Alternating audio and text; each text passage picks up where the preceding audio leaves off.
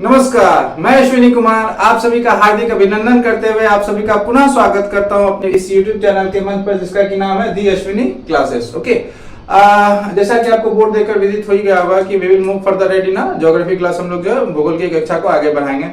Actually ये सारे topics को जो है वो हम लोगों ने क्या किया था, we have already discussed in the last class, हम लोगों ने डिस्कस कर लिया था। जैसा कि मैंने लास्ट क्लास में बोला था कि वीडियो के एंड में हम एक अच्छा सा जो है डायग्राम बना के क्लिप जो है उसका डाल देंगे, तो we have done that thing also. अगर आपने नहीं देखा तो then please go and visit that video. ये मैंने रब इसलिए नहीं किया ताकि this will be helpful in our rewinder class. हम लोग क्या हर एक क्लास की स्टार्टअप करने से पहले क्या करते हैं, पिछले क्लास का एक रिवाइंडर क्लास लेते हैं, तो इसलिए मैंने सेटअप नहीं किया। चलो हम लोग जल्दी से क्या करते हैं, एक क्विक रिवाइंडर क्लास लेते हैं ताकि जो भूगोल की कक्षा उसको आगे हम लोग बढ़ाएं। तो पिछले क्लास में हम लोगों ने क्या देखा था, in the last class we had seen the concept of what structure of atmosphere. तो उस स्ट्रक्चर ऑफ एटमॉस्फेयर में भी हमने क्या देखा था, we had seen that it is being studied under two broad categorisation. दो ब्रॉड कैटेगरी के अंदर इसको मतलब स्टडी किया जाता है। पहला क्या था, थर्मल स्ट्रक्चर था, दूसरा मैकेनिकल स्ट्रक्चर था। ठीक है, तो थर्मल स्ट्रक्चर क्या था, थर्मल मतलब ही क्या हो गया, थर्म मतलब हीट, ठीक है, मतलब वेरिएशन ऑफ मतलब टेम्परेचर। तो जैसे थर्मोमीटर होता है टेम्परेचर नापने के लिए, थर्मोमीटर, थर्मो मतलब क्या हो गया आपका टेम्परेचर, और मीटर मेजर करने के लिए। ठीक है, तो उसी तरीके से जो thermal structure of earth atmosphere था वो क्या था, वो बेस्ड किस पे है, वेरिएशन ऑफ व्हाट, टेम्परेचर। ठीक है, तो variation of temperature with respect to what, height, altitude. ठीक है, और जो हमारा मैकेनिकल स्ट्रक्चर था वो क्या था, वेरिएशन ऑफ क्या था, उसमें कि क्या चीज वेरी करता था, जो डिस्ट्रीब्यूशन ऑफ गैसेस है, यानी कि जो परसेंटेज यहाँ पे लिखा भी होगा, परसेंटेज कंपोजिशन ऑफ जो गैसेस है वो किस अनुसार से वेरी कर रहा है, मतलब जो गैसेस का डिस्ट्रीब्यूशन है वो होमोजेनस है कि हेटेरोजेनस है, वो उस अनुसार से हम लोग जो है मतलब स्ट्रक्चर को एटमॉस्फेयर के मतलब फर्दर जो है कैटेगराइज करते थे। ठीक है, तो थर्मल स्ट्रक्चर में हमने क्या देखा था कि जब हम मतलब जो हमारा अकॉर्डिंग टू जो थर्मल स्ट्रक्चर है हमने 4 या 5 मतलब लेयर्स में बांटा था। जनरली 4 ही होता है लेकिन 5 लेयर्स में बांटा था। इसके अलावा एक और लेयर देखा था हमने कॉन्सेप्ट जिसका नाम था मैग्नेटोस्फीयर। तो सबसे पहले हमने क्या देखा, जो लोएस्ट पार्ट है हमारा ट्रोपोस्फीयर, उसमें क्या हो रहा था, जो टेम्परेचर है with the increase in height, जो टेम्परेचर था वो क्या हो रहा था, डिक्रीज हो रहा था। उसके बाद क्या हो रहा था, एक लेयर आ रहा था जो स्ट्रेटोस्फीयर, इसके ट्रोपोस्फीयर के बाद क्या कौन सा लेयर है हमारा, स्ट्रेटोस्फीयर। तो स्ट्रेटोस्फीयर और ट्रोपोस्फीयर के बीच जो एक लेयर है उसमें क्या हो रहा था, हमारा टेम्परेचर क्या हो रहा था, neither it increases not decreases with respect to height. मतलब जैसे जैसे हम ऊपर बढ़ रहे हैं उसका जो है इफेक्ट नहीं पड़ रहा था टेम्परेचर का, मतलब टेम्परेचर पे कोई इफेक्ट नहीं पड़ रहा था हाइट का। ठीक है, चाहे हम हाइट ऊपर जा रहे हैं या नीचे जा रहे हैं इस रेंज में। ठीक है, तो यहाँ पे क्या था, टेम्परेचर हमारा कांस्टेंट था। ठीक है, अब देखो, अब जैसे जैसे यहाँ पे हाइट लगभग 10 किलोमीटर है, यहाँ पे आप ले लो अराउंड 20 किलोमीटर है, तो आप देखो यानी 18 रख लो, तो आप देखो यहाँ पे भी टेम्परेचर सेम है, यहाँ भी टेम्परेचर सेम है, यानी टेम्परेचर क्या है, ये कांस्टेंट है हमारा। ठीक है, ओके।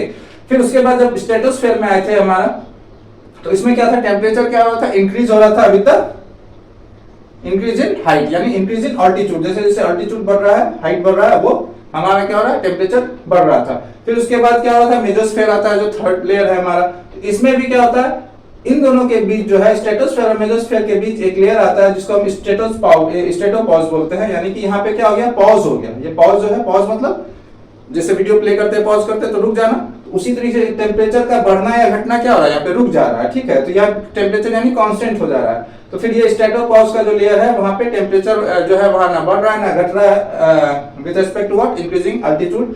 उसके बाद क्या हो रहा है, हमारा जो मेसोस्फीयर है इसमें अगेन क्या हो रहा है, टेम्परेचर हमारा डिक्रीज हो रहा है। ठीक है, temperature starts decreasing along with the increasing altitude. जैसे जैसे हम ऊपर बढ़ रहे हैं टेम्परेचर हमारा घट रहा है। ठीक है, फिर आपका मेसोपॉज आता है, उसके बाद फिर थर्मोस्फीयर आता है। थर्मोस्फीयर में क्या हो रहा है, फिर ये जो है हमारा क्या हो रहा है, टेम्परेचर इंक्रीज हो रहा है। और इसके बाद क्या होता है, एक्सोस्फीयर, मतलब कि बाहरी जो एक्सो मतलब क्या होता है, आउटर। तो आउटर जो स्फीयर है मतलब एटमॉस्फेयर का आउटर पार्ट हो गया, वो एक्सोस्फीयर हो गया। ठीक है, 400 किलोमीटर के अबव। तो ये बेसिकली हमने उसमें देखा था। इसके अलावा मैकेनिकल स्ट्रक्चर में हमने क्या देखा था, जो विथ रेस्पेक्ट टू जो होमोजीनियस और हेटेरोजीनियस जो है वो हमने कैटेगराइज किया था क्या, हेटेरोस्फीयर एंड होमोस्फीयर। ठीक है, तो होमोस्फीयर में क्या होता है, जो गैसेस का डिस्ट्रीब्यूशन है वो सेम था, मतलब सभी जगह जैसे ये 80 किलोमीटर तक इसका जो होमोजीनियस यानी होमोस्फेयर है, तो आप कहीं से अगर एक पॉइंट भी कहीं एक यूनिट उठाते हो तो उसमें जो परसेंटेज ऑफ गैसेस होगा वो क्या होगा, सेम होगा। जो हमने पढ़ा था, जो 78% नाइट्रोजन, 21% अराउंड क्या हो गया आपका ऑक्सीजन, फिर 1% अप्रॉक्स जो है या अराउंड 1% आपका आर्गन हो गया, एंड 0.035% क्या था, CO2। तो आप कहीं से भी उठाओगे तो वो क्या होगा, उसमें जो परसेंटेज कंपोजिशन है वो सेम रहेगा। लेकिन हेटेरोजीनस में ऐसा नहीं था। हेटेरोजीनस, हेटेरो मतलब डिफरेंट, तो ड्यू टू हेटेरोजीनस बिहेवियर, तो जो कंपोजिशन था, percentage of composition of gases जो था वो डिफरेंट होगा। आप यहाँ उठाओगे, यहाँ परसेंटेज कंपोजिशन ऑफ गैसेस क्या होगा, डिफरेंट होगा, यहाँ पे डिफरेंट होगा, ठीक है। तो due to this we have categorize this mechanical structure into homosphere and heterosphere। ये तो अर्थ मैग्नेटिक फील्ड, चूंकि मैंने बताया था कि मैं इसे भी डायग्राम बना दूंगा। इसमें क्या होता है, फिर भी मैं एक बार डिस्कस कर देता हूँ। देखो अर्थ मैग्नेटिक फील्ड क्या है, देखो ये तो हमारा क्या हो गया, अर्थ है। तो अर्थ का जो ज्योग्राफिकल नॉर्थ और साउथ पोल क्या हो गया, ऊपर वाला पार्ट हमारा नॉर्थ पोल हो गया, नीचे वाला ज्योग्राफिकल साउथ पोल, मतलब जो भौगोलिक जो उत्तरी गोलार्ध और भौगोलिक दक्षिणी गोलार्ध जो है, यानी साउथ पोल और नॉर्थ पोल तो हो गया। लेकिन जो मैग्नेट होता है, तो मैग्नेट का जो नॉर्थ और साउथ क्या है, ये उल्टा है। तो मैग्नेटिक यानी जो मैग्नेट का जो नॉर्थ पोल है वो ये हो गया, ये एक मैग्नेट है, मान लो बार मैग्नेट है, तो ये इसका साउथ पोल है, ये नॉर्थ पोल है। तो ये इस तरीके से प्लेस है कि जो इसका नॉर्दर्न पार्ट है, नॉर्दर्न पोल है, मैग्नेट का नॉर्दर्न पोल, वो जो है वो हमारा पृथ्वी के ज्योग्राफिकल साउथ पोल की ओर है, और ये जो है हमारा साउथ पोल है वो ज्योग्राफिकल नॉर्थ पोल की ओर है, ठीक है। मैग्नेटिक नॉर्थ पोल जो है वो ज्योग्राफिकल नॉर्थ पोल की ओर है, यानी magnetic south pole geographical north pole, और जो मैग्नेटिक नॉर्थ पोल है वो ज्योग्राफिकल साउथ पोल की ओर है, ठीक है ना। अब देखो ये हमारा क्या है, एक्सिस ऑफ रोटेशन है। इसी एक्सिस पे क्या हो रही है, पृथ्वी घूम रही है, और ये जो मैग्नेट का एक्सिस है, मैग्नेटिक एक्सिस है, या ठीक है, तो यार जो मैग्नेटिक पोल है उसका ये देखो, ये मैग्नेटिक एक्सिस है। तो इन दोनों के बीच जो है अराउंड 11 डिग्री एंड 5 मिनट्स का जो है वो डिफरेंस होता है, ठीक है। अब देखो एक चीज और, जो भी मैग्नेट होता है, ये फिजिक्स का पार्ट है, आपने पढ़ा होगा कि मैग्नेट में क्या होता है, जो मैग्नेटिक फील्ड लाइंस होता है वो क्या होता है, नॉर्थ की तरफ से, नॉर्थ पोल की तरफ से क्या होता है, बाहर निकलता है, और साउथ की तरफ क्या होता है, अंदर जाता है, ठीक है। तो ये देखो मैग्नेटिक जो नॉर्थ पोल है, इसमें क्या हो रहा है हमारा, ये नॉर्थ मैग्नेटिक नॉर्थ पोल से बाहर निकल रहा है मैग्नेटिक फील्ड लाइंस, और साउथ में जा रहा है। तो ये मैग्नेट का जो अंदर वाला पार्ट है उसमें क्या होता है, उसमें क्या साउथ से नॉर्थ की ओर जाएगा। देखो चूंकि ये नॉर्थ से साउथ इधर ऊपर आया, और फिर अंदर जब आएगा तो ये क्या होगा, ये डायरेक्शन इसका ऐसा ही रहेगा, ठीक है। ये ऐसे देखो, ऐसे समझो, मैं एक चीज रब कर दे रहा हूं। ये अगर मैग्नेट है, ठीक है, तो ये नॉर्थ पोल है मान लो, ये यहाँ ऐसे बता देता हूं ताकि कंफ्यूज ना हो। तो यहां से जो निकला मैग्नेटिक फील्ड लाइंस, ये नॉर्थ, ये साउथ की हो गया, लेकिन जो मैग्नेट के अंदर जाएगा वो क्या होगा हमारा, साउथ से नॉर्थ, ठीक है। तो these are what magnetic field lines, ठीक है, अर्थ मैग्नेटिक फील्ड लाइंस, ठीक है। चलो ये रिवाइंडिंग क्लास खत्म होता है। आज जो हम लोग पर्टिकुलरली देखेंगे ट्रोपोस्फेयर, स्ट्रेटोस्फेयर, मेसोस्फेयर और थर्मोस्फेयर के बारे में थोड़ा डिटेल्स में जानेंगे, ठीक है। चलो तो ट्रोपोस्फेयर जो है वो हमारा क्या है, सबसे लोवेस्ट लेयर है, layer of what, earth atmosphere. तो सबसे लोएस्ट लेयर है, तो इसमें जो है जितने भी वेदर फेनोमेनन होते हैं वो इसी में होते हैं, यानी कि जैसे रेनफॉल हो गया, विंड मूवमेंट हो गया, ठीक है, ये सारे कहाँ होते हैं, या क्लाउड फॉर्मेशन हो गया, ये सारे कहाँ होंगे, ये हमारे सारे ट्रोपोस्फेयर में होंगे। क्यों होते हैं ये भी देखते हैं। मैं एक फॉर्मेट बना दे रहा हूँ, प्लीज आप उसको एक कॉपी में उसी फॉर्मेट में लिखना। उससे क्या होगा कि सारे एक ही जगह आपके एक ही पेज में सारे कंटेंट आ जाएंगे, ठीक है। चूंकि बोर्ड है यहाँ पे, मैं छोटे में नहीं लिख सकता हूँ, तो मैं यहाँ पे क्या करता रहा हूँ, एक लेयर लिख दे रहा हूँ, ठीक है। इसके बाद आप लिखना वेरिएशन, यानी टेम्परेचर लिख लो, सिंपल लिख लो टेम्परेचर, ठीक। इसके बाद लिख लेते हैं हम लोग एक्सटेंशन, ओके। आफ्टर एक्सटेंशन हम लोग लिख लेते हैं causes, effects, oblique characteristic features. Okay, और फिर आ जाते हैं हम लोग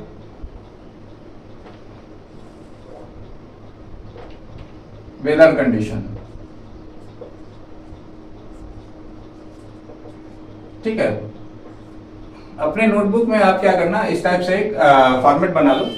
उससे क्या होगा, you will get to write every points on the same page on the same copy और along with the movement of content. ठीक है, along with the movement of topics. ठीक है, अब जैसे हम अभी आप लोग समझ जाओगे क्यों मैं बोल रहा हूँ। अब जैसे हम यहाँ पे लेयर में ट्रोपोस्फेयर की बात करते हैं। ठीक है,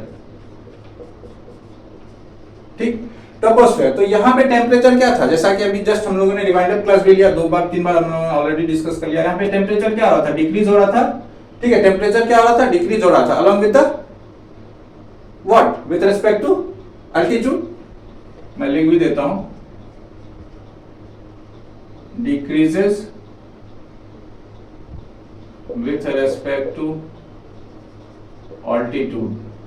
तो जैसे जैसे टेम्परेचर जो है, मतलब ऑल्टीट्यूड बढ़ रहा था, टेम्परेचर मेरा घट रहा था। ठीक है, चलो एक्सटेंशन। तो इसका जो है, ये जो मान लो ये मीन सी लेवल है, हम लोग जो हाइट नापते हैं किसी भी जगह का, वो क्या मीन सी लेवल, जो समुद्र तल की जो गहराई है, मीन सी लेवल मतलब जो समुद्र तल का जो माप है, वो भी एवरेज जो है, वहां से हम लोग मतलब जो शहर जो है वहां से कितना ऊंचाई पर स्थित है उसी से नापते हैं।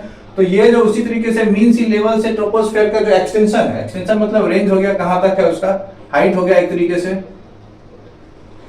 ठीक है, तो ये जो है आपका अराउंड 17 to 18 किलोमीटर तक है। Okay, 17 to 18 kilometre. क्योंकि ट्रोपोस्फेयर बहुत इंपॉर्टेंट है, इसके बारे में थोड़ा सा और डिस्कस कर लेते हैं। अगर देखो मोर प्रिसाइजली देखा जाए, जैसा कि हम लोगों ने लास्ट क्लास में ये डिस्कस किया था, पोल के टुवर्ड्स जो है ग्रेविटी क्या होता है हमारा, ज्यादा होता है, और इक्वेटर के टुवर्ड्स क्या होता है, ग्रेविटी हमारा कम होता है। तो जो एक्सटेंशन था हमारा एटमॉस्फेयर का, आप देखे होंगे कि पृथ्वी के जैसा ही उसका क्या था, थोड़ा सा लोअर हाइट पे था, कहाँ पे, पोल्स टुवर्ड्स पोल्स, और इक्वेटर पे थोड़ा सा क्या हुआ था, फैला हुआ था। ठीक है, उसका रीजंस भी मैंने बता दिया था, 2 रीजंस बताए थे मैंने, एक तो ग्रेविटी, दूसरा रीजंस आप कमेंट में लिख के बताना। ठीक है, that was more important reason for the atmosphere being like that's it। ठीक है, चलो तो अब आ जाते हैं cause effect और कैरेक्टर। तो अच्छा, इसमें हम इसको मोर प्रिसाइजली देखते हैं। तो इसमें क्या है कि जो पोल है, तो टुवर्ड्स पोल जो है, इसका एक्सटेंशन जो है हमारा लगभग 7 to 8 किलोमीटर होता है, 7 to 8 किलोमीटर। और ये आपका इक्वेटर है, इक्वेटर की तरफ 17 to 18 किलोमीटर। ओके, तो आप जनरली, ये तो मैंने एक इंफॉर्मेटिव मतलब इंफॉर्मेशन ज्यादा अच्छे से हो क्लियर, वो मैंने यहाँ लिख दिया, आप ये लिख लेना, मीन सी लेवल से 17 to 18 किलोमीटर जो ये इसका एक्सटेंशन रहता है। ठीक है, अच्छा यहाँ पे जो है कॉजेज, इफेक्ट और कैरेक्टरिस्टिक फीचर्स इसका जो इसकी बात करते हैं। तो देखो, जो ट्रोपोस्फेयर है, चूंकि ये सबसे निचला लेयर है, लोएस्ट लेयर, पहले तो ये भी लिख लो आप, lowest layer of the atmosphere. ठीक है, सबसे निचला लेयर है। अच्छा देखो, मैं लिख ही देता हूं, कंटेंस ऑलमोस्ट, या हाँ अबाउट कर लो, about 75% of the air in the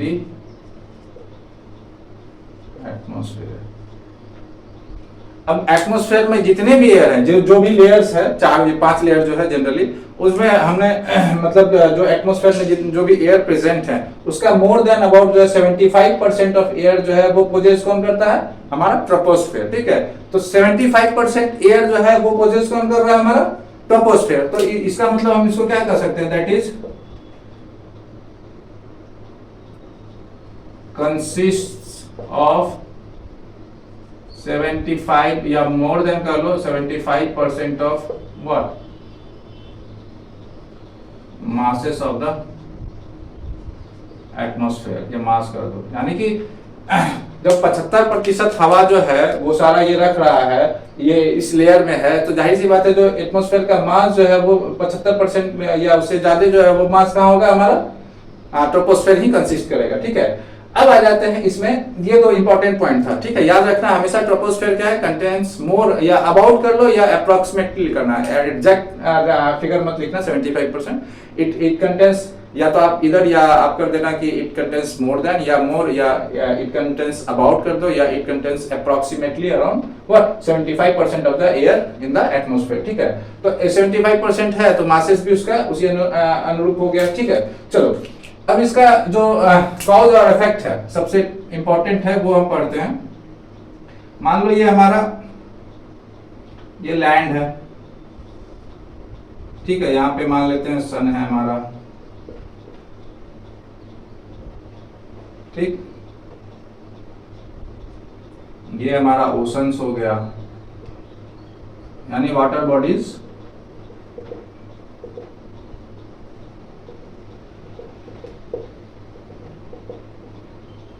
ये हमारा लैंड हो गया।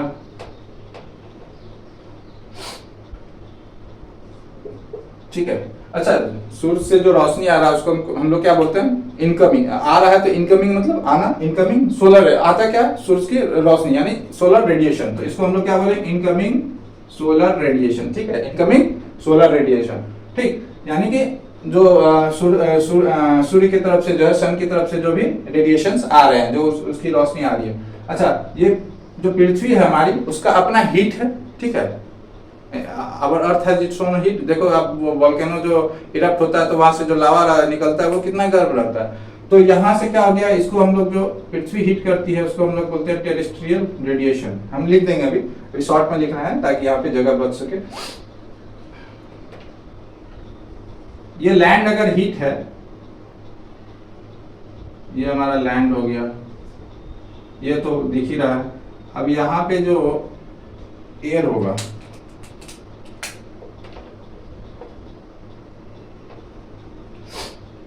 अब देखो सूरज जो है हमारा, सूरज से जो भी रोशनी आ रही है वो क्या गर्माहट पैदा करती है, एक तो लैंड को भी गर्म करती है और सी को भी गर्म करती है, वाटर बॉडीज को भी। हाँ, लैंड जल्दी गर्म होता है और सी धीरे धीरे गर्म होता है। क्यों, ये सब हम लोग आगे पढ़ेंगे। ठीक है, तो अब क्या है कि देखो ये कॉन्सेप्ट यहाँ इसलिए बताना जरूरी है ताकि जो आप ये समझ सको जो वेदर कंडीशंस हो रहा है, वेदर फेनोमेना जो भी हो रहा है, जैसे कि जो भी जितने भी वेदर फेनोमेना ऑलमोस्ट वो सारे कहाँ होते हैं, ट्रोपोस्फेयर में, यानी कि क्लाउड फॉर्मेशन, रेनफॉल और आपका विंड मूवमेंट सारे के सारे कहाँ हो रहे हैं, ट्रोपोस्फेयर में। ठीक, तो उन सभी को एक छोटा सा मतलब एग्जांपल देके बताने के लिए ये डायग्राम है। तो देखो पानी गर्म होता है, ठीक, तो यहां से क्या हो रहा है, हमारा पानी क्या हो रहा है, इवापोरेट हो रहा है, इवापोरेट हो रहा है। यही जो है वाष्पीकरण यानी भाप बन के होता है, जो क्लाउड फॉर्मेशन होता है। यानी कि क्या हो गया, ये लेटेंट हीट ऑफ वेपोराइजेशन जिसको कह सकते हो। मैं यहाँ पे एक स्टार मार्क बना के यहाँ लिख देता हूं, ISR, incoming solar radiation. Okay, second हो गया आपका यहाँ पे TR। TR क्या हो गया, टेरेस्ट्रियल, टेरेस्ट्रियल रेडिएशन क्या हो गया, जो रेडिएशन जो है अर्थ का जो है, अर्थ जो है वो अर्थ का भी क्या, अर्थ पृथ्वी भी गर्म है, तो वो जो रेडिएट कर रही है हीट, उसको हम लोग क्या बोलेंगे, टेरेस्ट्रियल रेडिएशन। ठीक है, और ये आपका स्टार मार्क डाल दिया मैंने यहाँ पे, क्या हो गया, latent heat of vaporisation, latent heat of vaporisation. Z लिखो या एस लिखो, व्हाटएवर यू वांट टू से। अब देखो यहाँ पे दो तरीके से हो रहा है। ठीक, यही आपका क्लाउड फॉर्मेशन का ये पार्ट हो गया। अच्छा, वेदर कंडीशन में मैं लिख देता हूं ताकि आपको समझ में आए। All the weather conditions,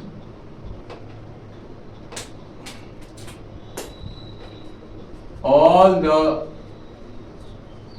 weather conditions, almost कर लो, almost all the weather conditions like क्या, रेनफॉल। ठीक, क्लाउड फॉर्मेशन पहले लिख लो, पहले क्लाउड फॉर्मेशन होगा तब तो रेनफॉल होगा।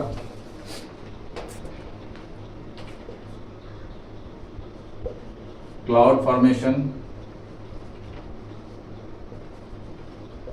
रेनफॉल,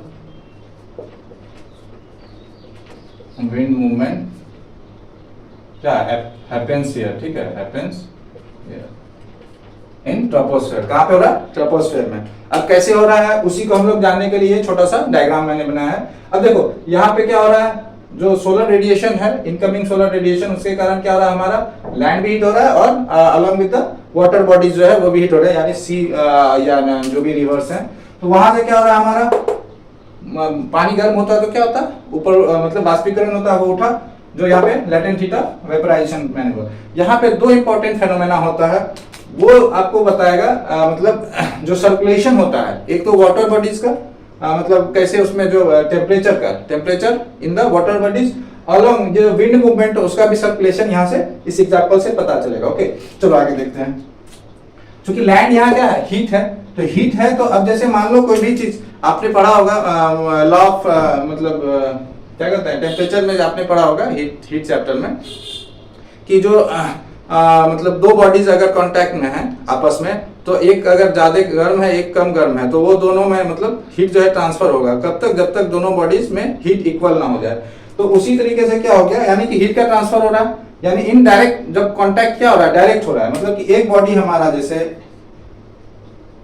ये अगर हीटर है, इसमें हम कोई एक दूसरा बॉडी सटाए, इसका टेम्परेचर मान लो 12 डिग्री सेंटीग्रेड है और इसका 6 डिग्री सेंटीग्रेड है, या जो भी हो इस टाइप से रख लो आप, 10 डिग्री सेंटीग्रेड है, तो ये इसका भी टेम्परेचर क्या हो गया, दो इस 12 डिग्री से 10 डिग्री की ओर क्या होगा, टेम्परेचर फ्लो होने लगेगा, कब तक, जब तक दोनों का बराबर ना हो जाए, यानी कि इसका भी जब 11 डिग्री सेंटीग्रेड हो जाएगा और इसका भी 11 डिग्री सेंटीग्रेड हो जाएगा, ठीक है, तब तक हीट का ट्रांसफर होता रहेगा। यानी कि हमेशा क्या हो रहा है, ट्रांसफर जो हो रहा है हीट का हो क्या, हाई टेम्परेचर से लो टेम्परेचर की ओर। उसी तरीके से क्या होगा, विंड जो भी मूवमेंट हो रहा है, चाहे आप इलेक्ट्रिसिटी में भी आप देखते होंगे क्या होता है, जो करंट मूव कर रहा है कहां से, high potential to low potential, उसी तरीके से जो पानी का भी बहाव होता है क्या होता है, हाई प्रेशर से लो प्रेशर की ओर होता है। उसी तरह से विंड का जो मूवमेंट होगा वो भी क्या होगा, हाई क्या कहते हैं, high pressure to low pressure की ओर। कैसे होगा वो देखते हैं, बताते हैं, अभी समझ जाओगे आप लोग,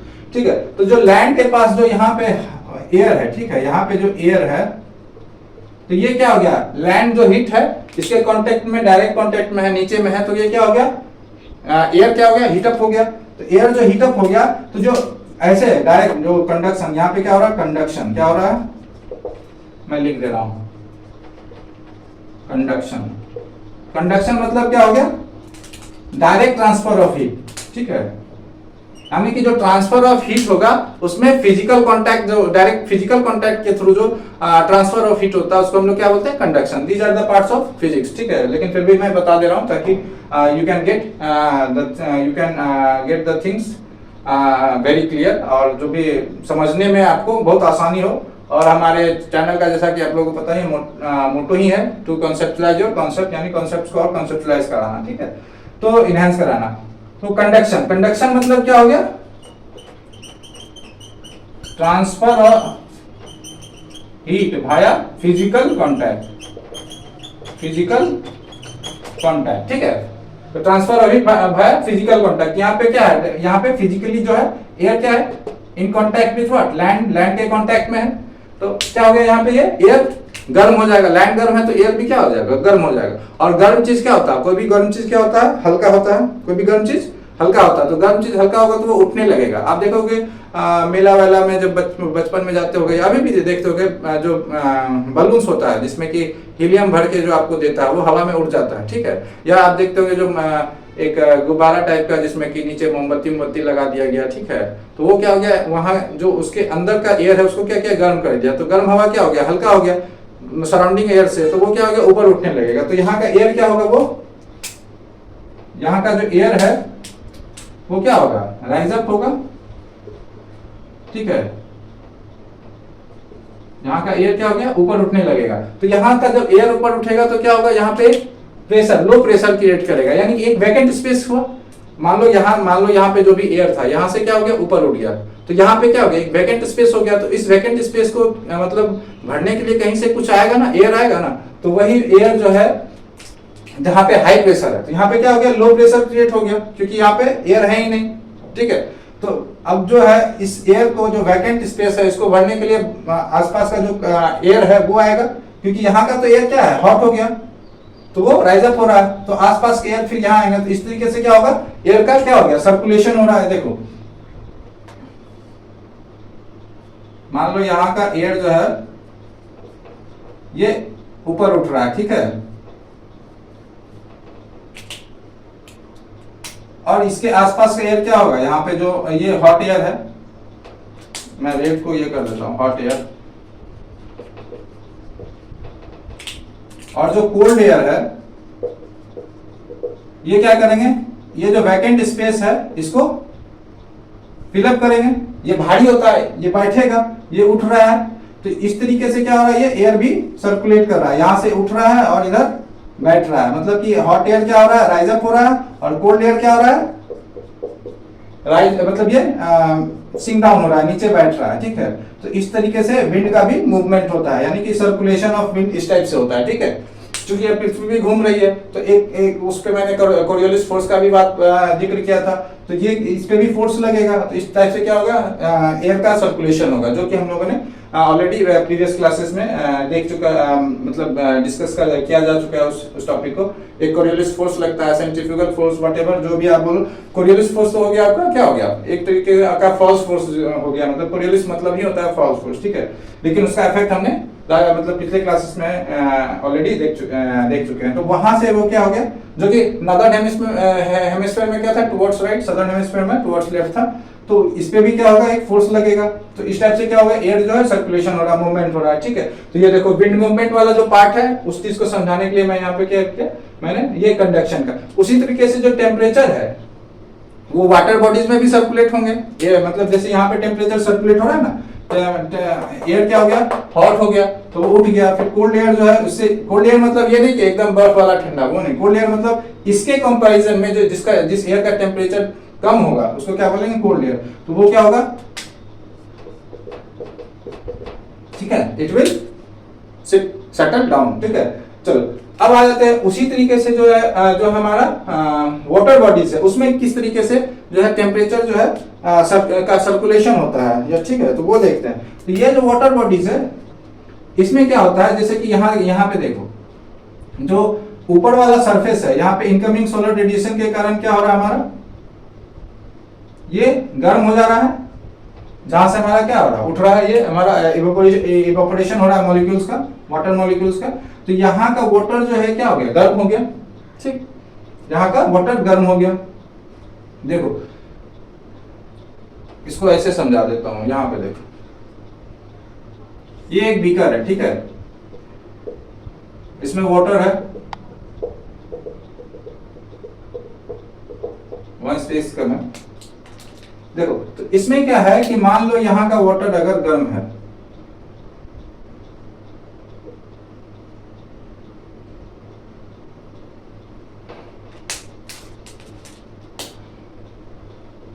मैं गर्म मॉलिक्यूल्स को, वाटर मॉलिक्यूल्स को क्या है, रेड से दिखा रहा हूं। ठीक है, और ये क्या हो गया, जहां पे जो कोल्ड वाटर मॉलिक्यूल्स हैं, ठीक है, तो देखो, तो यहाँ पे जो हॉट यानी कि जो वाटर मॉलिक्यूल्स हैं वो क्या हो गए, इसका जो भी, जैसे पानी गर्म होता है तो उसका क्या हो जाता है, साथ में क्या हो जाता है, डेंसिटी भी क्या हो गया, कम हो गया। ठीक है, अब देखो ये क्या है, इसका डेंसिटी कम हो गया, तो it will move up, it will move up, same concept जैसे था। और जो कोल्ड वाटर था, तो यहां से जो मूव अप किया, तो यहाँ पे एक वैकेंट स्पेस क्रिएट हुआ, उसको भरने के लिए क्या आया, हमारा कोल्ड एयर यहाँ आया,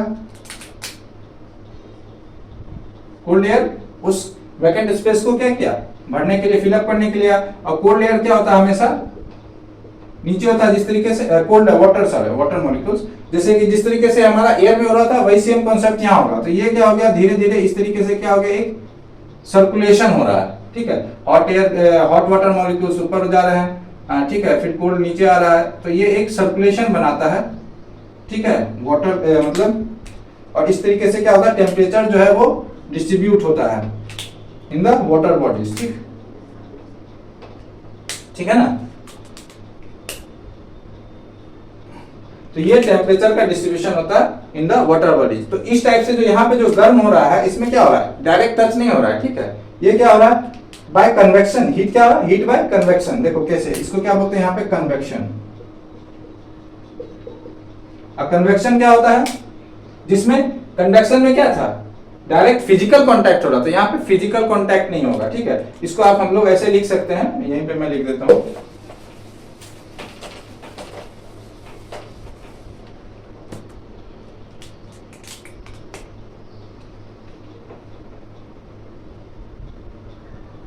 यानी कन्वेक्शन को मैं ऐसे लिख देता हूं। इन सबसे लेमन जो टर्म है डेफिनेशन में, उसमें क्या लिख सकते हैं, एक ऐसा process, a process in which the warmer part, जो वार्मर पार्ट है वो ऑफ फ्लूइड कर दो, फ्लूइड सबसे अच्छा। फ्लूइड मतलब इसमें लिक्विड और गैस दोनों आ जाएंगे, लिक्विड ऑब्लिक गैसेस, ठीक है।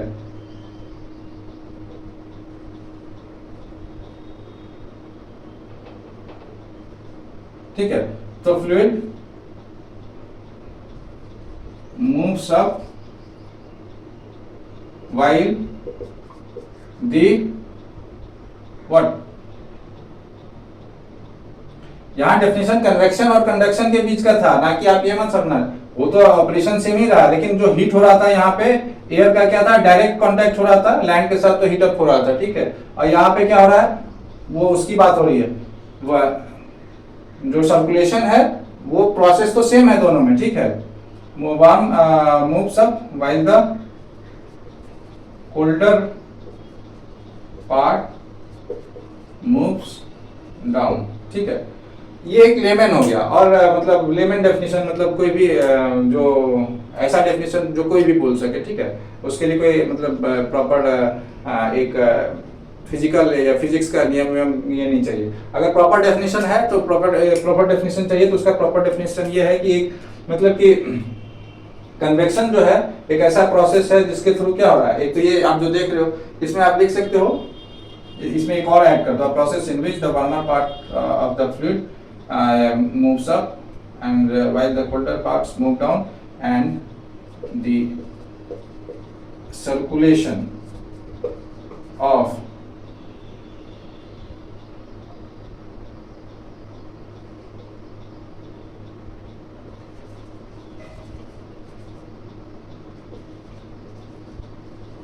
fluid in this manner,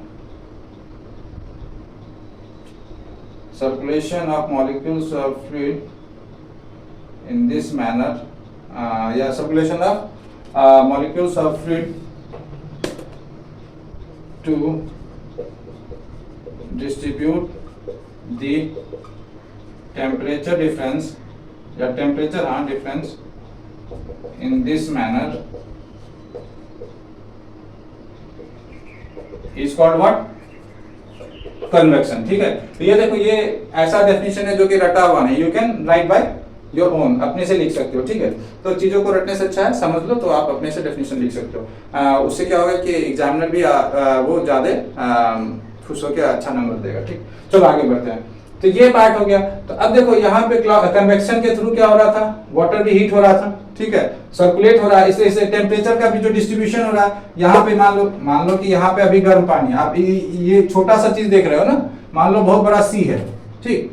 ये पार्ट में क्या हो रहा है, हमारा ज्यादा हॉट है, और यहाँ पे हमारा क्या है, यहाँ पे अभी गर्मी नहीं है। जैसे देखते हो कभी आप बिहार में ही रह रहे हो, तो बिहार के किसी पार्ट में क्या बहुत गर्मी है और बिहार के किसी पार्ट में ठंड है, और नदी लेकिन जो है बिहार के उस एरिया में भी है, और जिस एरिया में गर्मी है और जिस एरिया में ठंडी है वहां भी है।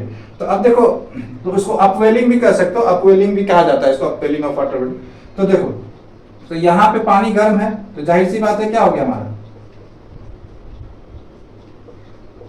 पानी उठ रहा, यहाँ पे क्या होगा, ठंडा पानी है, तो ये नीचे बैठेगा, तो ये जो है ये ऊपर उठेगा, ये नीचे आएगा। इस तरीके से क्या हो रहा है, वाटर में भी क्या हो रहा है, सर्कुलेशन हो रहा है टेम्परेचर का, ठीक है। चलो अब आगे चलते हैं। तो ये हो गया। अब इसके कारण क्या हो रहा है, देखो ये क्लाउड फॉर्मेशन हो गया था। क्लाउड फॉर्मेशन होगा तो रेनफॉल होगा, और रेनफॉल ये विंड मूवमेंट का तो मैंने यहाँ बता ही दिया, ठीक है। तो ये आपका ट्रोपोस्फेयर का हो गया। अब आ जाते हैं जो हमारा नेक्स्ट लेयर है, स्ट्रेटोस्फेयर की बात कर लें। तो जो स्ट्रेटोस्फेयर है, अब देखो ये जो मैंने इस तरीके का एक फॉर्मेट बताया था, ये सब आप उसमें ऐड कर लेना। ये तो समझाने के लिए मैंने बताया था, जो लिखना है बस वो आपको मैं बता देता हूँ, यहां तक लिख लेना, बाकी तो मैंने समझाने के लिए बताया था। ठीक, इसके बाद आप क्या करना,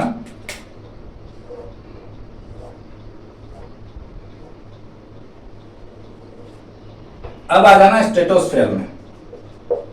स्ट्रेटोस्फेयर, ठीक है, स्ट्रेटोस्फेयर, ये ट्रोपोस्फेयर हो गया, अब स्ट्रेटोस्फेयर। अच्छा, इन दोनों के बीच एक लेयर था जिसको हम लोग क्या बोलते थे, याद करो, ट्रोपोपाउस, TROPO,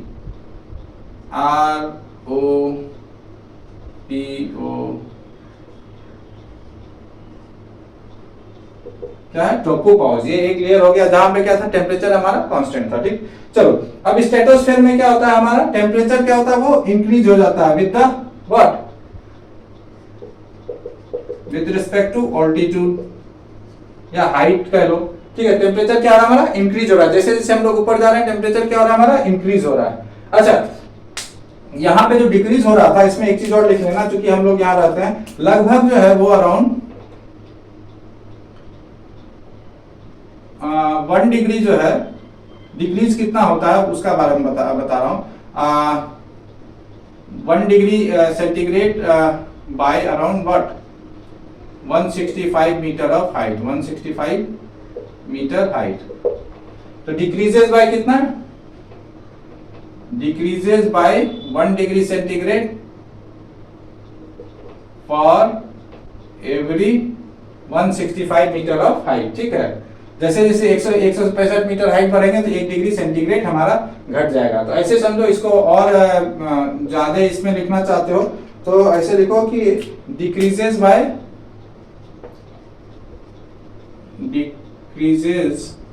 by almost 6.5 degree centigrade पर किलोमीटर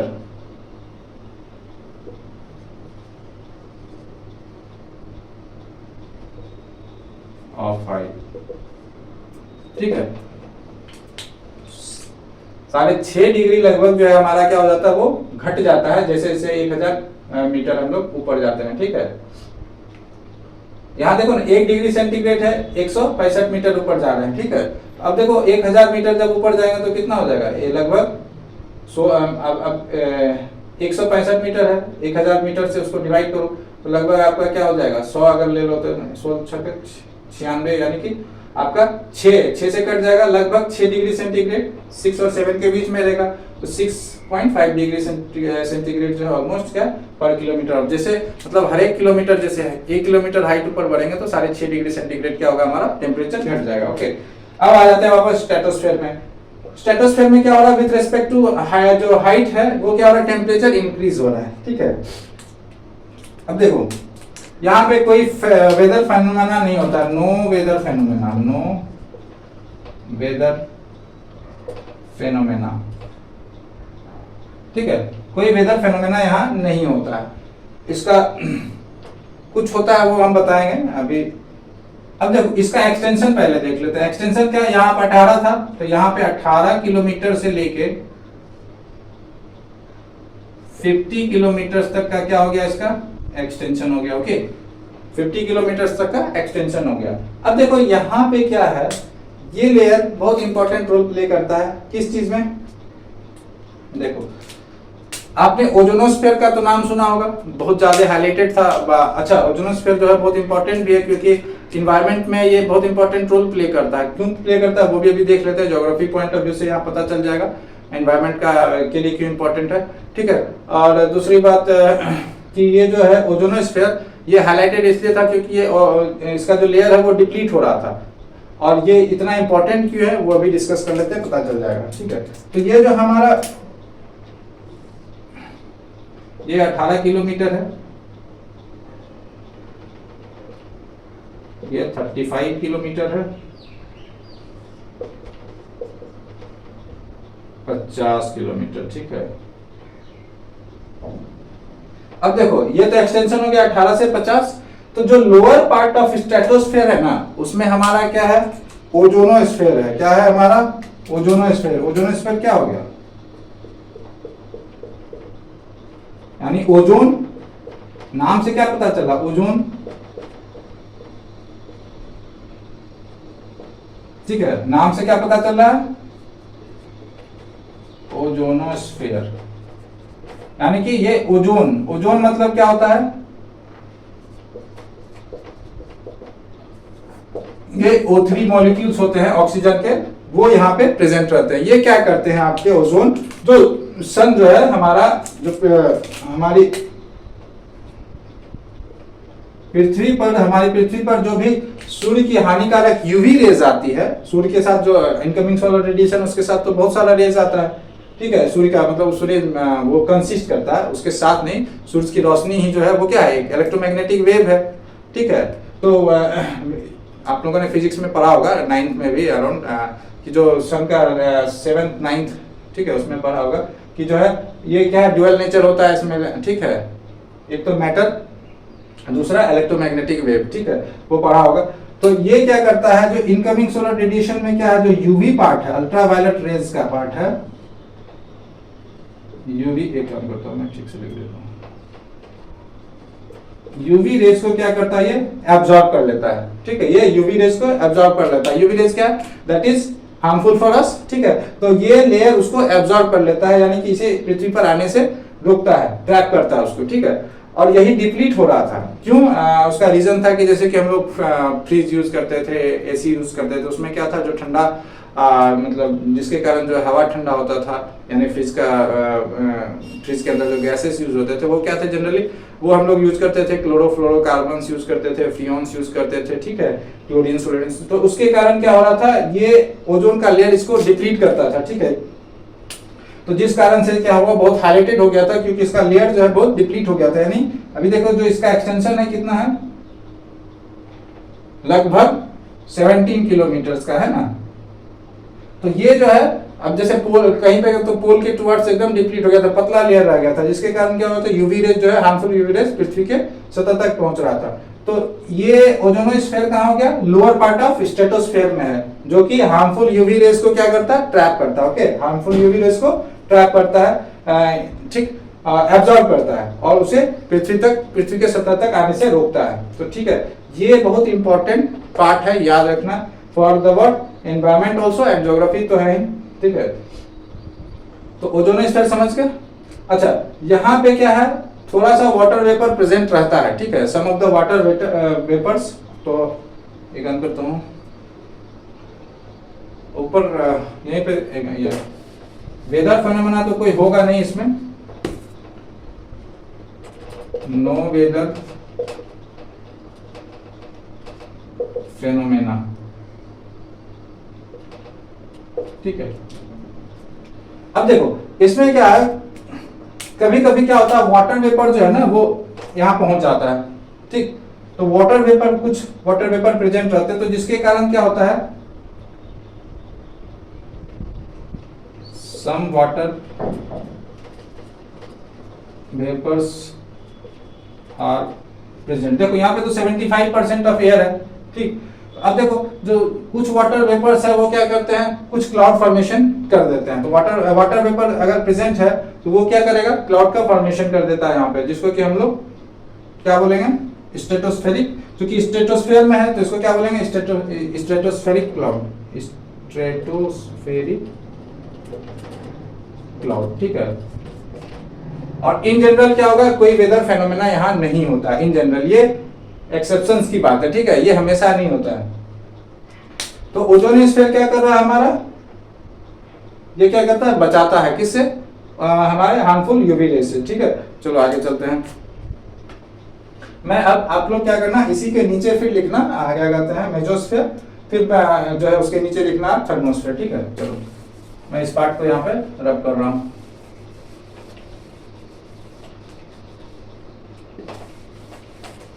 अच्छा, स्ट्रेटोस्फेयर में आपने क्या देखा, उसके लोअर पार्ट में क्या रहता है हमारा, ओजोनोस्फेयर, यानी कि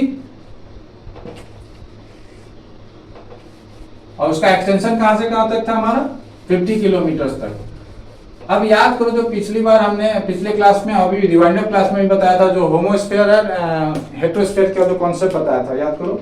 उससे इसको कोरिलेट भी साथ में करते जाना, जो आपने पीछे पढ़ा उससे कोरिलेट भी करते जाना है, या ऐसा नहीं कि जो है उसको भूल जाना है, ठीक है, उसको छोड़ के ही पढ़ना है।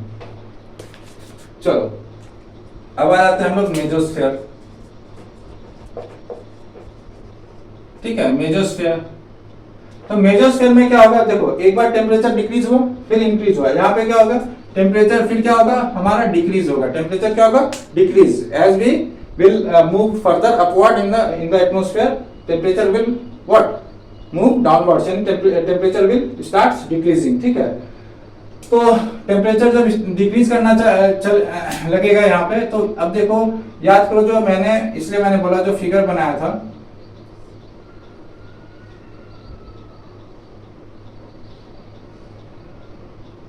तो यहाँ पे लगभग -100 डिग्री के आसपास ये चला जाता है, ठीक है, लगभग माइनस यानी 90 डिग्री के आसपास, तो मिनिमम -90 डिग्री सेंटीग्रेड इसका टेम्परेचर रहता है। तो ये क्या हो गया, एक तो इसमें कैरेक्टरिस्टिक फीचर में लिख दो coldest layer among all the layers. देखो यहाँ लगभग 20 डिग्री के आसपास से शुरू हुआ था, ये अराउंड 60 के आसपास था, और ये आपका 96 या 7 के आसपास है, यानी ऑलमोस्ट -100 डिग्री सेल्सियस तक चला जाता है, -100 डिग्री सेंटीग्रेड। यहाँ तो -4-5 में आदमी का ये हो जाता है, या 30-35 में। अब देखो coldest layer among all the layers, ठीक है। एक दूसरा इसका सबसे इंपॉर्टेंट फीचर है, जो भी मीटियोर्स है ना,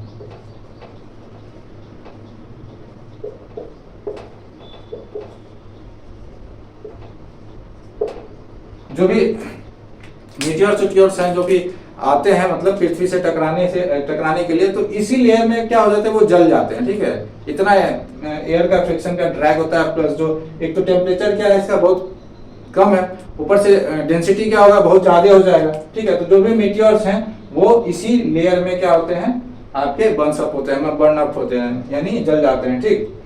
अब तो ये इसका कैरेक्टरिस्टिक फीचर हो गया। इसका एक्सटेंशन देख लेते हैं। इसका एक्सटेंशन होता है हमारा, ये 50 किलोमीटर तक हम लोगों ने यहाँ देखा था, 50 से कर लो ये 80 किलोमीटर, ठीक है, ये इसका एक्सटेंशन है 80 किलोमीटर। अब देखो होमोस्फीयर में 90 किलोमीटर तक क्या था हमारा होमोजीनियसली क्या था डिस्ट्रीब्यूशन ऑफ गैसेस था, ठीक है। तो यानी कि जब थर्मोस्फीयर में जब हम लोग बात करेंगे तो क्या होगा हमारा हेटेरोस्फीयर की बात होने लगेगी, याद रखना है, और इसको तो भूलना ही नहीं है।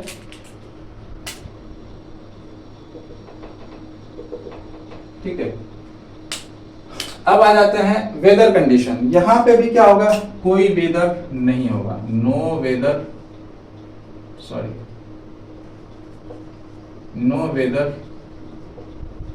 फेनोमेना, कोई वेदर फेनोमेना नहीं होता। लेकिन एक चीज और आपने देखा, जो भी है चाहे ट्रोपोस्फेयर है वहां पे क्या, वहां भी हमारा ऑक्सीजन था, है ही, जहाँ पे चूंकि वो लोएस्ट पार्ट है, हम लोग सांस भी लेते हैं, इनहेल करते हैं।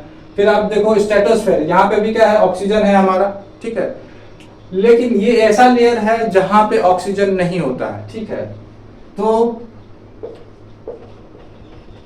एब्सेंस ऑफ ऑक्सीजन, ठीक है। तो अगर एग्जाम में पूछा जाएगा which among the layers of the atmosphere या which layer of the atmosphere does not contain या does not possesses oxygen, तो आप क्या लिखोगे मेसोस्फीयर, ठीक है। अब चूंकि ऑक्सीजन नहीं है तो ये क्या करेगा, इट डज नॉट ट्रैप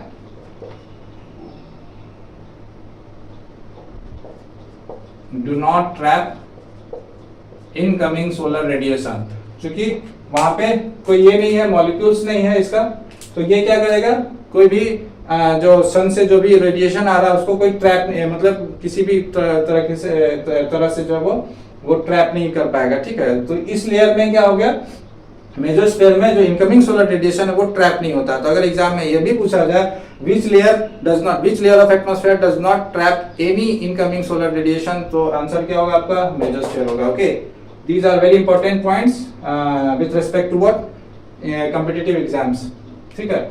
चलो, तो ये कुछ इसका कैरेक्टरिस्टिक फीचर था, इसमें वेदर कंडीशन कुछ नहीं होगा, ठीक है। लेकिन कभी कभी क्या होता है कि मान लो टर्बुलेंस या जेट स्ट्रीम जो हम लोग पढ़ेंगे उसके कारण अगर कुछ वाटर वेपर चला गया तो यहाँ पे क्लाउड फॉर्मेशन, जिसे यहाँ पे भी वाटर वेपर, यहाँ पे तो कुछ वाटर वेपर प्रेजेंट हैं, यहाँ पे अगर इफ ड्यू टू टर्बुलेंस और जेट स्ट्रीम, अच्छा ये फेनोमेना क्या होता है ये हम लोग पढ़ेंगे, अभी तत्काल समझ लो। वाटर वेपर रीच हो जाता है, water vapour reaches this layer, turbulence मतलब समझ रहे हो, बहुत ज्यादा ये हो जाना, जैसे हवा का जो ये विंड सर्कुलेशन जो इस तरीके से होता है, ठीक है। अभी तत्काल के लिए मतलब एक लेमैन भाषा में मैं समझा रहा हूँ, जेट स्ट्रीम में, तो उस अगर पहुंचा दे आपका वाटर वेपर को, जैसे नहीं होता है जोर से हवा आया कहीं से कहीं पहुंच गया, या जैसे कि आपका सीड्स के डिस्ट्रीब्यूशन में भी विंड का यूज हेल्प होता है, मतलब एक जगह से दूसरे, पॉलिनेशन जिसको बोलते हैं, ठीक है। तो यहाँ पे जो है क्लाउड फॉर्मेशन होता है जिसका कोई शेप नहीं होता है, जिसको नॉक्टिल्यूटेंट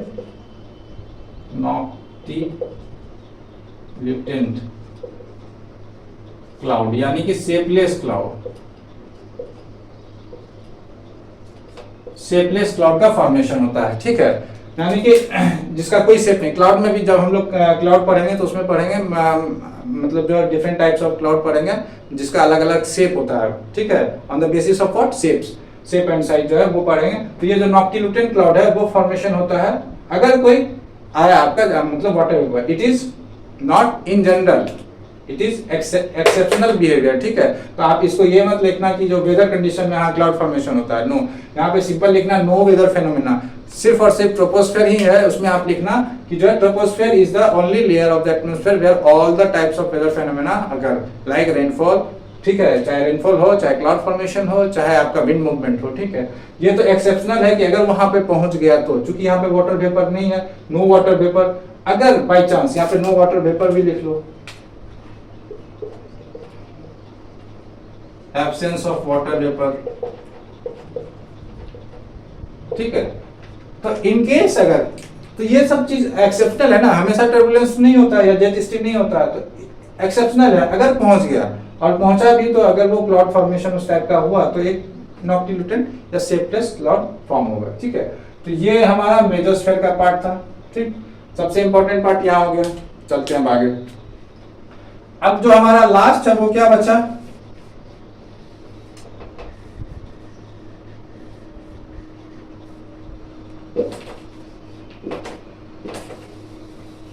थर्मोस्फेयर। अच्छा, थर्मोस्फेयर भी इंपॉर्टेंट है, क्यों है वो समझते हैं।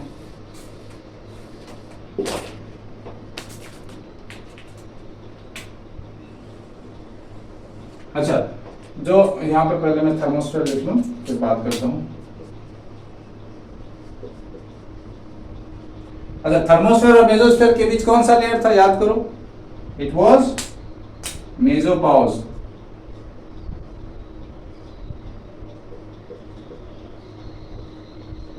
ठीक है, मेसोपॉज, ठीक है, ये लेयर था। तो थर्मोस्फेयर क्या है, अच्छा पहले इसका टेम्परेचर देख लेते हैं। टेम्परेचर क्या होगा, सबसे पहले क्या हो रहा था याद करो, डिक्रीज हो रहा था, फिर क्या हो गया हमारा, इंक्रीज हुआ, फिर क्या हो गया, डिक्रीज हुआ, और फिर क्या होगा हमारा, इंक्रीज होगा, इंक्रीज, ठीक है, विथ रिस्पेक्ट टू हाइट लिख लो या एल्टीट्यूड लिख लो, जो भी लिखना है, ठीक। अच्छा, इसका एक्सटेंशन कहां से कहां तक होगा, ये 80 किलोमीटर से लेके अराउंड 400 किलोमीटर तक है। पहले जब जैसे एक्सोस्फेयर की बात नहीं करते थे तो थर्मोस्फेयर क्या था, जनरली क्या थर्मोस्फेयर में क्या होता है, up to the extension of atmosphere, हम लोग 400 किलोमीटर की बात नहीं करते थे, तब क्या करते थे, up to the extension of atmosphere, ठीक है। अब एक्सोस्फेयर जब से है तो उसमें क्या करते हैं, 400 से एबव जो भी है हमारा एक्सोस्फेयर हो गया, लगभग अराउंड 10,000 किलोमीटर तक ले लेता है, ठीक है। और इसके अलावा इस 5 लेयर्स के अलावा भी एक मैग्नेटोस्फेयर का मैंने टर्म डिस्कस किया था, फिर से एक बार बता दूंगा जाने से पहले इस क्लास को, ठीक है, वाइंड अप करने से पहले। तो ये 80 किलोमीटर से अराउंड 400 किलोमीटर क्या हो गया, ये हमारा एक्सटेंशन हो गया। अच्छा, जैसे ओजोनोस्फेयर हम लोगों ने देखा था स्ट्रेटोस्फेयर में, सेम कॉन्सेप्ट यहाँ एक और है जिसको कि हम लोग एक टर्म आता है मैं बना देता हूँ। 80 किलोमीटर्स, ये 400 किलोमीटर्स।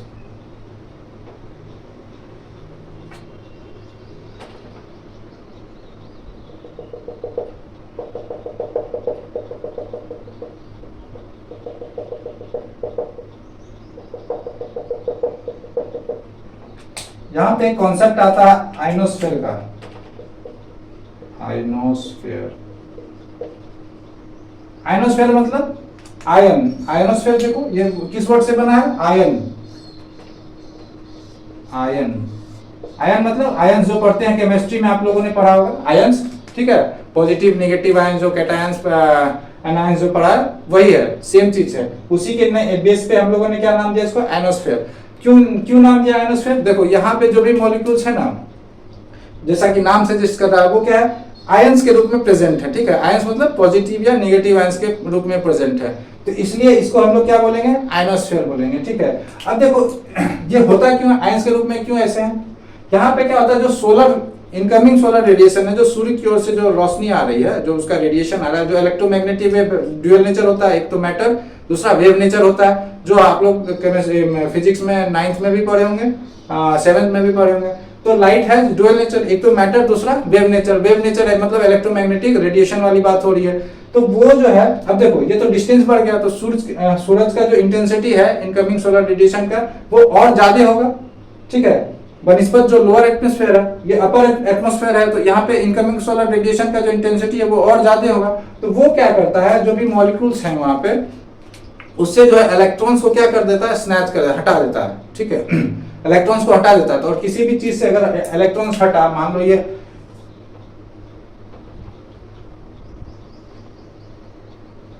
4 इलेक्ट्रॉन्स है बाहर, से एक इलेक्ट्रॉन हटा देता तो कितना बचा? 3 ही इलेक्ट्रॉन्स बचा ना। तो यानी क्या हो गया? ये पॉजिटिवली चार्ज हो गया। क्या हो गया हमारा? पॉजिटिवली चार्ज हो गया।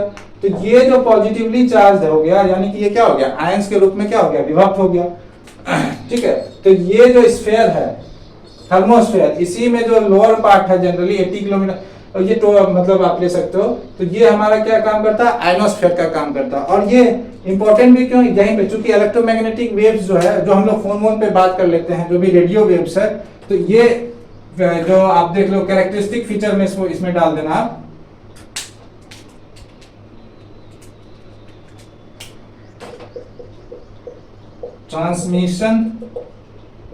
ट्रांसमिशन मतलब यहाँ पे क्या हो गया? जो यहाँ से आप भेजोगे, ठीक है, और वहां से फिर रिफ्लेक्ट होगा, तो ठीक है।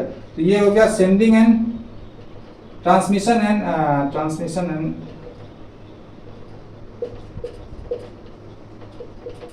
रिसीविंग, यानी कि क्या हो गया?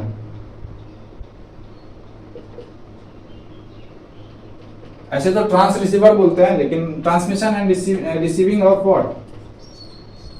Electromagnetic wave.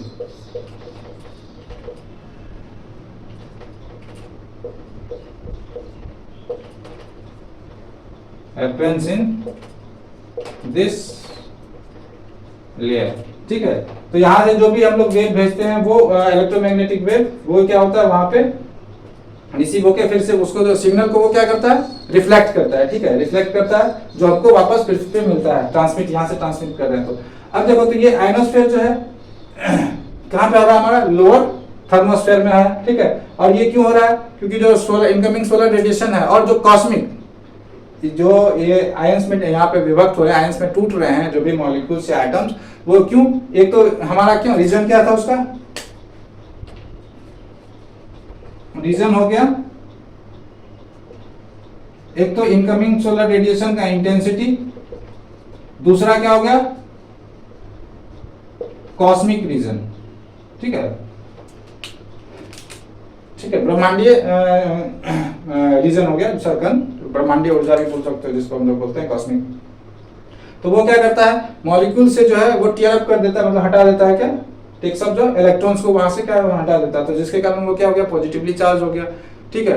और पॉजिटिव और निगेटिवली चार्ज क्या हो गया? मान लो कोई ये है एटम है या मॉलिक्यूल्स है, जो भी एटम है, उससे अगर हम एक इलेक्ट्रॉन्स हटा दिए, तो नंबर ऑफ ऐसे किसी में क्या हो गया, नंबर ऑफ इलेक्ट्रॉन्स और प्रोटॉन्स क्या होता है, इक्वल होते हैं। जब इलेक्ट्रॉन्स हट गया तो क्या हो गया, इलेक्ट्रॉन्स हट गया तो नंबर ऑफ इलेक्ट्रॉन्स कम हो गया, तो नंबर ऑफ प्रोटॉन्स क्या हो गया, ज्यादा हो गया। प्रोटॉन्स नंबर ऑफ प्रोटॉन्स ज्यादा है तो इसका मतलब क्या हो गया, नंबर ऑफ पॉजिटिव चार्ज क्या हो गया, ज्यादा हो गया।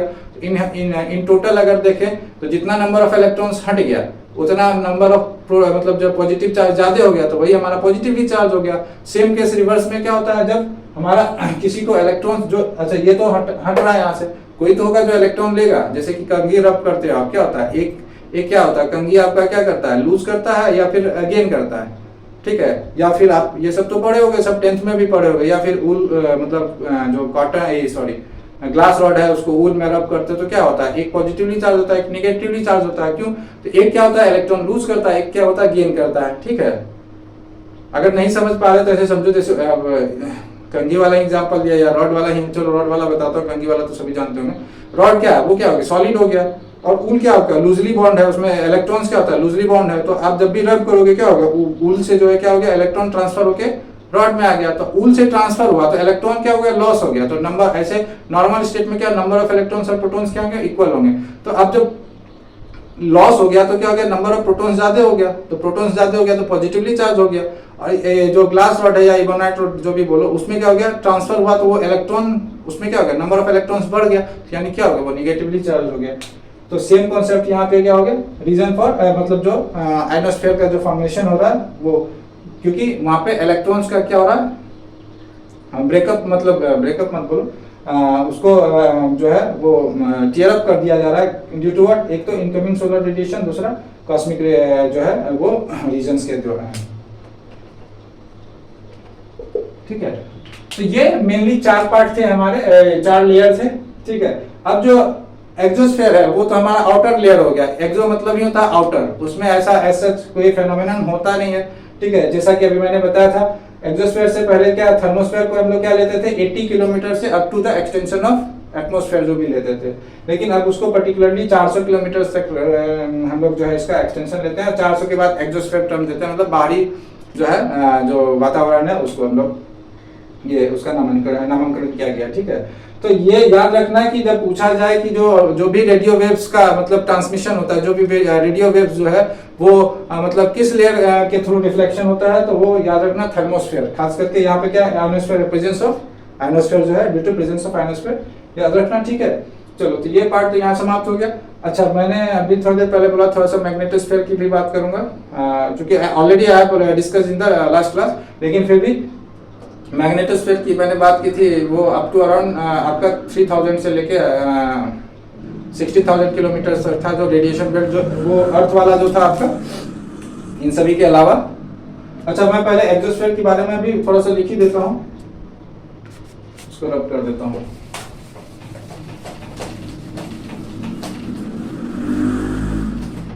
अब आ जाते हैं एक्सोस्फीयर। एक्सोस्फीयर क्या था मेरा, आउटर लेयर या आउटर स्फीयर कर दो सबसे अच्छा, sphere of the atmosphere. Sphere मतलब क्या हो गया, यहाँ लेयर हो गया, ठीक है। अब आ जाओ, ये इसका एक्सटेंशन कहां से कहां तक हो जाएगा, 400 से up to extension of atmosphere. जहां तक एटमॉस्फेयर का एक्सटेंशन है वहां से 400 किलोमीटर से लेके वहां तक, ठीक है। अब आ जाओ, इसी में एक कॉन्सेप्ट था मैग्नेटोस्फीयर का, जो कि मैंने ऑलरेडी डिस्कस कर दिया है, फिर से एक बार बता देता हूं ताकि रिमाइंडर क्लास में शायद छूट गया था, इसलिए मैं बता दे रहा हूं। मैग्नेटोस्फीयर तो नाम से क्या है, मैग्नेट, ठीक है। तो यहाँ पे क्या होता है, इसका एक्सटेंशन लगभग क्या था हमारा, 1600 किलोमीटर से लेके 3000 किलोमीटर तक था शायद, ठीक है। अराउंड 1600 किलोमीटर टू 3000 किलोमीटर, मैंने वहां सॉरी गलत बोल दिया, 3000 से। तो 1600 किलोमीटर से 3000 किलोमीटर तक था। तो इसमें क्या होता है, जो भी, अच्छा, एक्सोस्फीयर में एक और फेनोमेनन, एक चीज और था, यहाँ पे जो भी मॉलिक्यूल्स थे, ठीक है, एटम्स, इसका कैरेक्टरिस्टिक फीचर्स में लिखना हो तो एटम्स और मॉलिक्यूल जो भी हो, यहाँ पे क्या हो जाते हैं, एस्केप कर जाते हैं, एस्केप इन द एटमॉस्फेयर, यहाँ पे रहता नहीं है कोई, जो भी एटम्स एंड मॉलिक्यूल्स हैं वो क्या हो जाते हैं, एटमॉस्फेयर में स्केप कर जाते हैं। ठीक है, मैग्नेटोस्फेयर में क्या हो रहा था, यहाँ पे अर्थ जो भी, जैसे अर्थ का जो मैग्नेटिक बिहेवियर था मैंने बताया था ना, ये ज्योग्राफिकल नॉर्थ है, ये मैग्नेटिक साउथ पोल है, ये ज्योग्राफिक नॉर्थ पोल है। ठीक है, ये नॉर्थ पोल है ज्योग्राफिक साउथ पोल, और ये हमारा क्या है, मैग्नेटिक नॉर्थ पोल है। ठीक है, मैग्नेटिक नॉर्थ पोल और ये मैग्नेटिक साउथ पोल। ठीक है, और इसमें क्या हो रहा था,